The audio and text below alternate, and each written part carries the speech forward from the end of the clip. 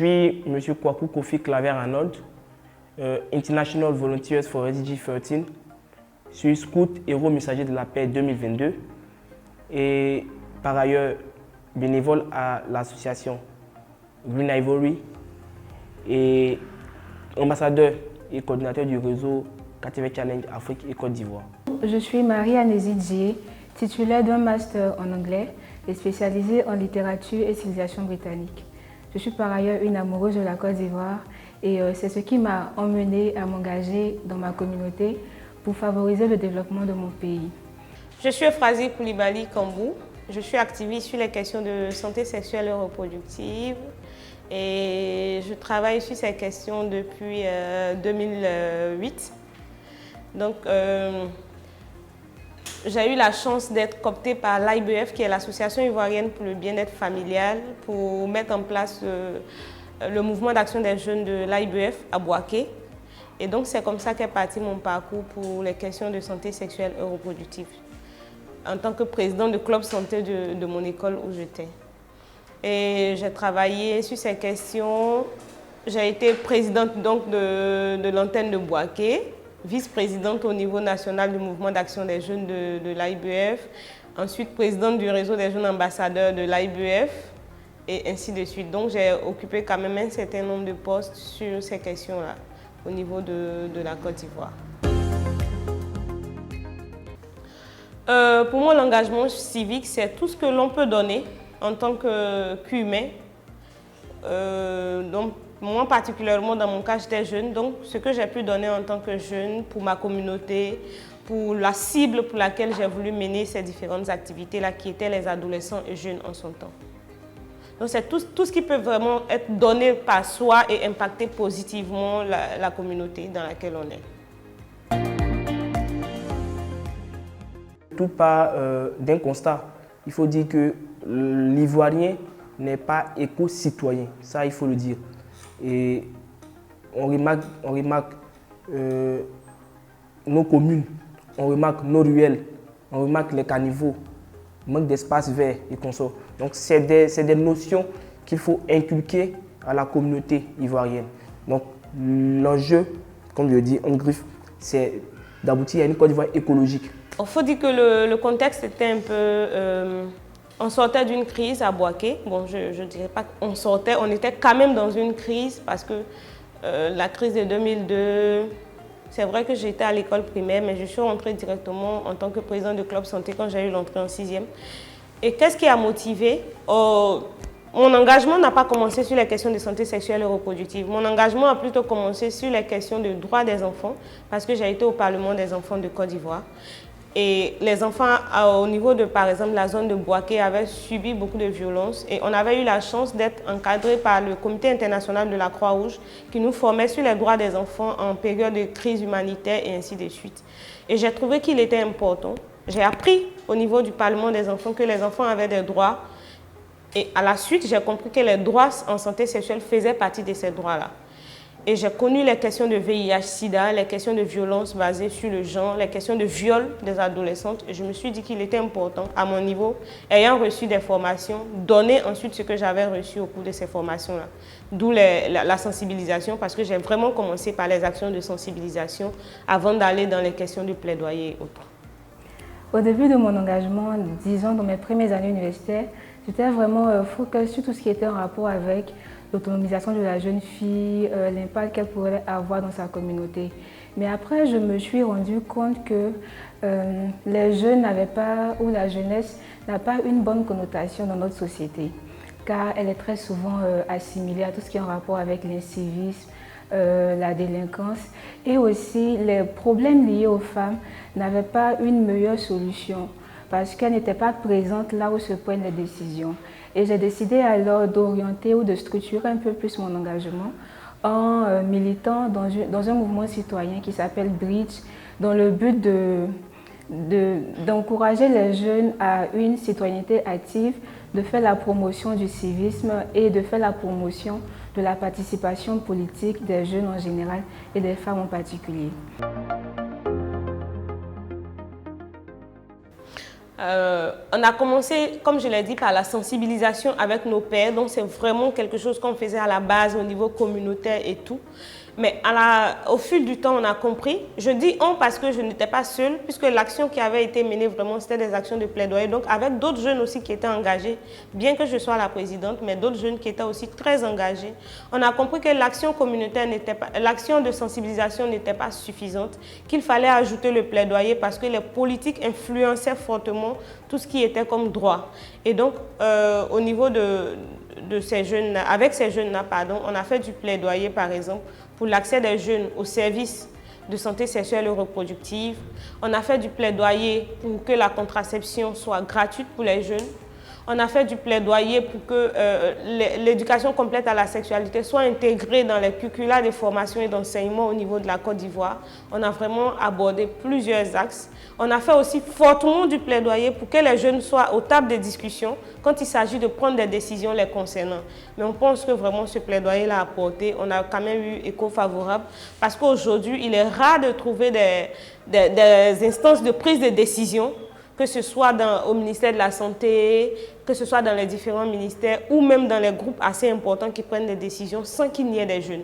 Donc on pense que la participation effective des jeunes est quelque chose qui est en train de rentrer fortement dans les habitudes, dans les pratiques de prise de décision. À mon niveau, j'ai décidé de me pencher sur le volet éducationnel.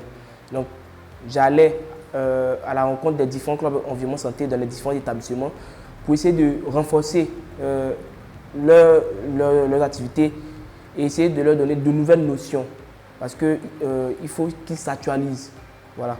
Ils avaient des programmes désuets et ce n'était plus, disons, ça ne correspondait plus aux atteintes de l'ODD 13. Donc c'est dans ce sens que j'ai décidé. Donc j'allais dans les établissements, je créais des clubs environnement santé et s'il y avait des clubs environnement santé, je les coachais. Et c'est avec ces clubs environnement santé là que j'ai réussi à me créer un réseau afin de mener des actions pour avoir de la force. Donc on faisait des sensibilisations, de reboisement et consorts. Là, nous avons travaillé sur le système de reboisement au niveau de l'Afrique de l'Ouest, donc au niveau de la Côte d'Ivoire. Nous avons travaillé sur l'insertion des objectifs de développement durable dans le système éducatif. Donc le fait d'alourdir, de renforcer le système éducatif, mais surtout pencher sur le volet environnemental, de telle sorte qu'on ait des élèves éco-citoyens.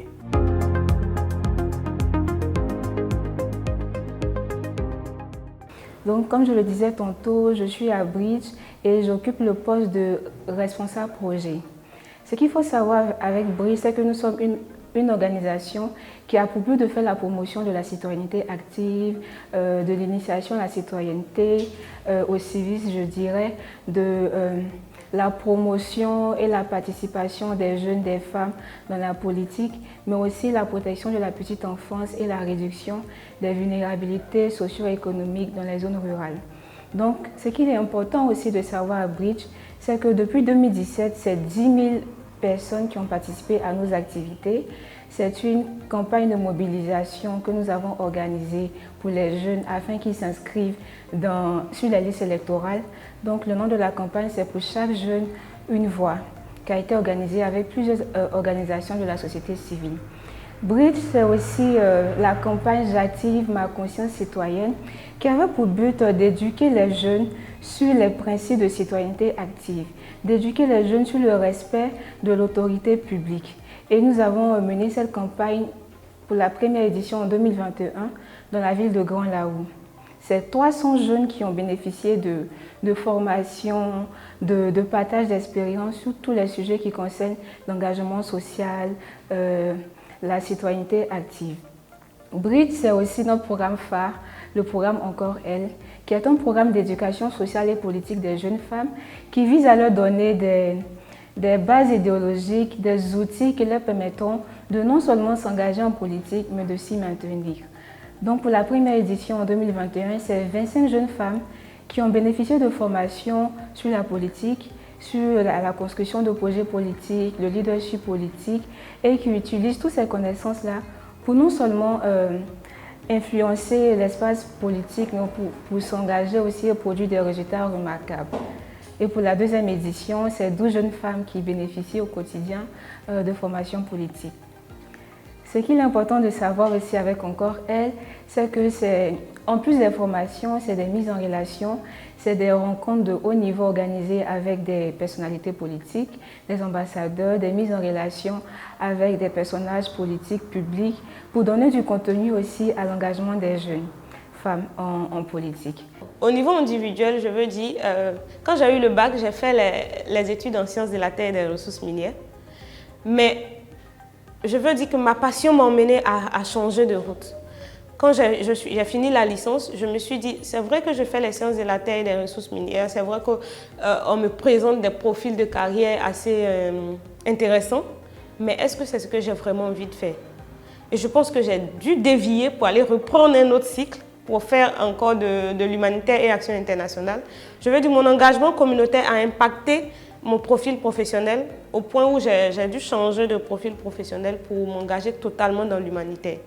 C'est quelque chose c'est vrai que ça m'a impacté individuellement, mais je veux dire positivement parce que je fais ce que j'aime. Ça c'est individuellement.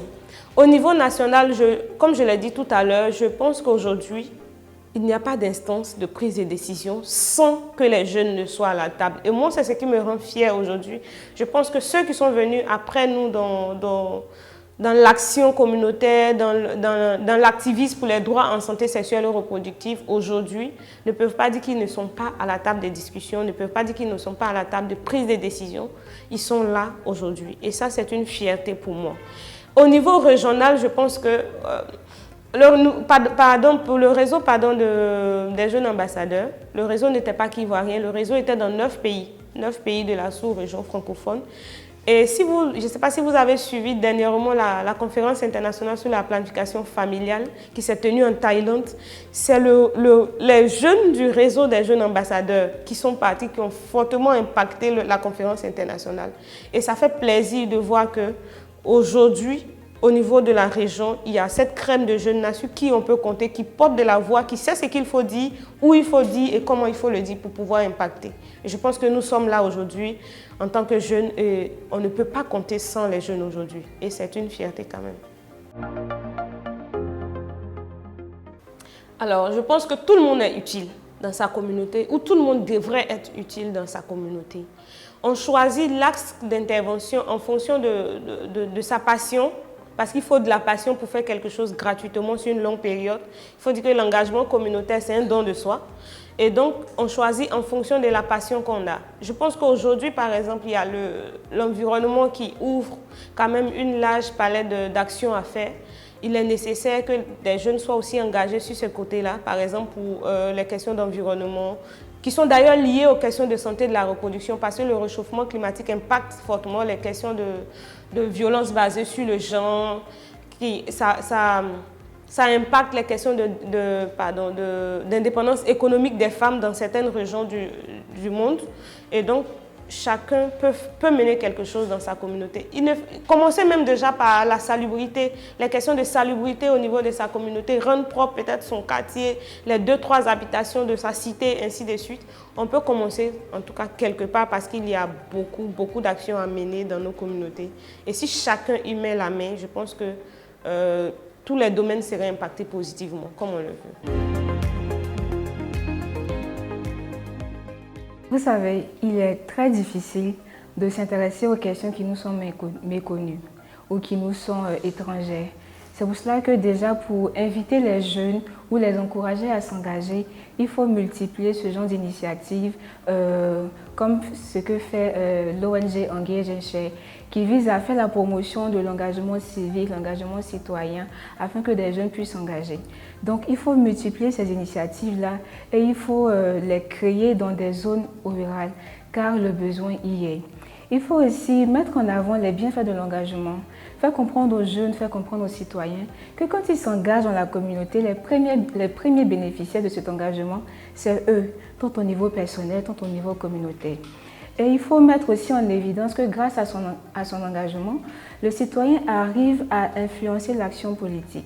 Donc, pour pouvoir encourager la jeunesse à s'engager dans l'espace public, c'est de vraiment faire la promotion de tout ce qu'on gagnerait à s'engager pour notre pays, à s'engager pour les causes que nous vivons au quotidien. Moi, je pense que ça part de l'éducation.